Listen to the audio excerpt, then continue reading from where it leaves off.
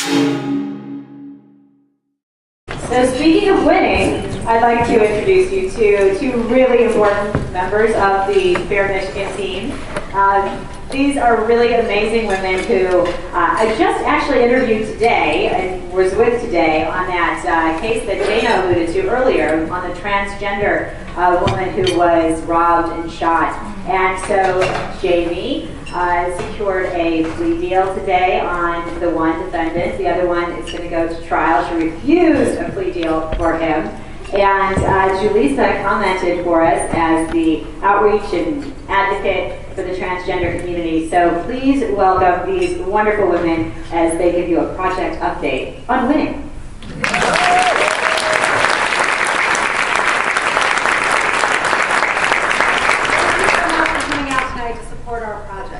It is often said that justice is blind, and it is an ideal that justice is dispensed without regard for wealth, power, ethnicity, race, religion, and yes, sexual orientation and gender identity. Now, you heard a lot about our successes, but the reality is that for many LGBT victims, the kind of justice that they receive is dependent upon the first responders, the prosecutors, and the judges, and how culturally competent they are. You've heard a lot about our successes tonight, and we have had a lot of successes, but you haven't heard how we've struggled to get those successes, because we are still fighting for equality in the area of law enforcement. Now, we have had many cases that have gone very well. You're going to meet some officers that work really hard, and when things come together, when we work together, we get really good results. But often we still have times where we're prosecuting cases where we have victims that feel that they can't come forward. They feel that they can't tell their families what happened. They're not going to tell the police. They can't tell their friends or their family. They're not going to talk to social workers or teachers when they don't even feel accepted by their family. We had a victim earlier this year who was thrown out of his house because he was victimized. He was the victim of a gun assault. And he was actually told that he could not stay in the house anymore, and that was his own fault for being gay, and that's why he was assaulted. We've had victims who have reported to the police and were ignored. We did an armed robbery case a couple weeks ago where the police showed up. We had a couple who was held at knife point in their apartment. They were robbed. The police were called, and the police wouldn't even come into the home to look at the area that was ransacked and where they were held at knife point. When we received the complaint, we realized that there was evidence left at the scene. There was video downstairs that was not taken. And these victims thought, how can we come forward? How can we go into court? How can we testify? How can we follow through when no one took us seriously? But we did. We have an investigator on staff, Vicki O's, and she went out and she did all the work that wasn't done in this case, and we were able to secure a conviction for these victims.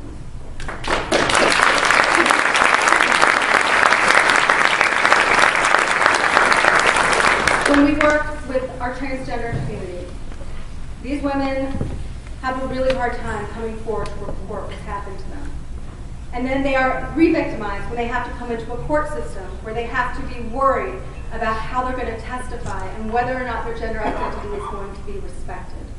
It is sad that I have to spend hours preparing a victim to testify about being shot in the face or raped, and that they're going to have to endure a cross-examination where inevitably the defense attorney is going to try to use improper pronouns.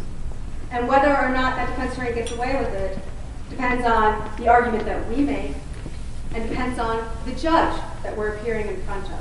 Because there's no policy for judges for them to respect gender identity, but the Wayne County Prosecutor's Office does. We wrote a transgender interaction policy this year that was adopted by Kim Worthy. It's been recommended on the Pan Prosecutors Association of Michigan website. We did a webinar about that this year. So we have a policy in place, and it is the first of its kind in the country. So I can tell our victims, when you come forward, I will advocate to you. Your gender identity will be respected. And if somebody in this courtroom tries to disrespect you, I'm going to fight. And I'm going to object. And we've actually had that scenario happen twice. And I am pleased to say that both times the judges backed us up and cited our transgender interaction policy.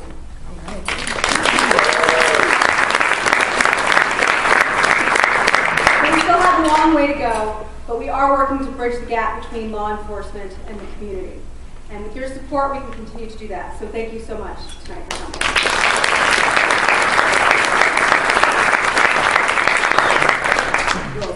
Good evening, everyone. Good evening. My name is Julisa. I am the Director of Transgender Outreach and Advocacy for Flint, Michigan. If anybody leaves with a glitter mark on them from hugging me, I apologize. So in 2016, I reached out to Dana Hessel, and it was because of the disparities that trans women, the LGBT community, and specifically trans women of color face in the area that I live in, that I work in, that I've been a part of, which is 6 Mile and Woodward.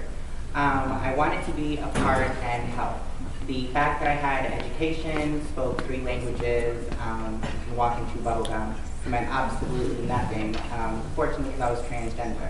After advocating for so long, thank you Dana, she gave me an opportunity and a platform to not only request a seat at the table, but be a table and be requested at panels in different places.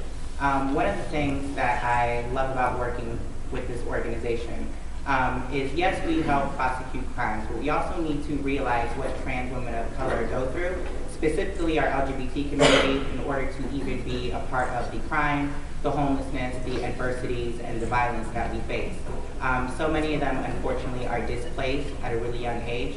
They don't have the benefit or the opportunity to be their authentic self, to have resources, the daily necessities just to live. So on top of advocating for them through the court system, I myself, as the outreach for LGBT community and transgender advocacy, help them with resources from anything to hormones, emergency housing, food stamps, basically anything that is going to help them be a little more adherent and take care of the issues so that they can have a more productive life.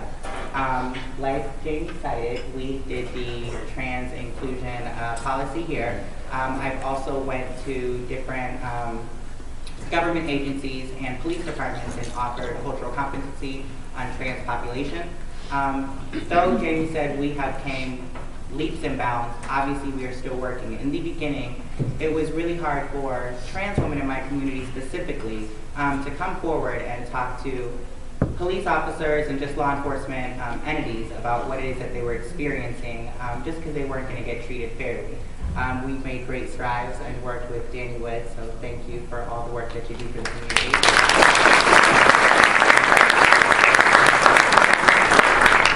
In the last year, I've seen the amazing work that we've done with the LGBT Advisory Board, but other organizations now that partner with us, that work with us. This job sometimes, being a victim advocate and helping your community, is very selfless, very tiring, and there's a lot of hours. It's not just a 9 to 5. Our phone rings all the time, and there's times that I've called Jamie at 10 o'clock, 11 o'clock, 1 o'clock. You can't put a time on violence or crimes.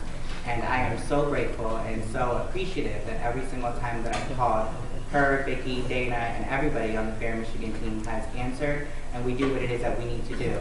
So again, just because it's so selfless, I want to take a minute to say thank you to, again, to Danny Woods, to Victor Harrell from Community Health Awareness Group that I work really close with, Liliana at Affirmations, Wrigley's, Nabil, the whole team back there.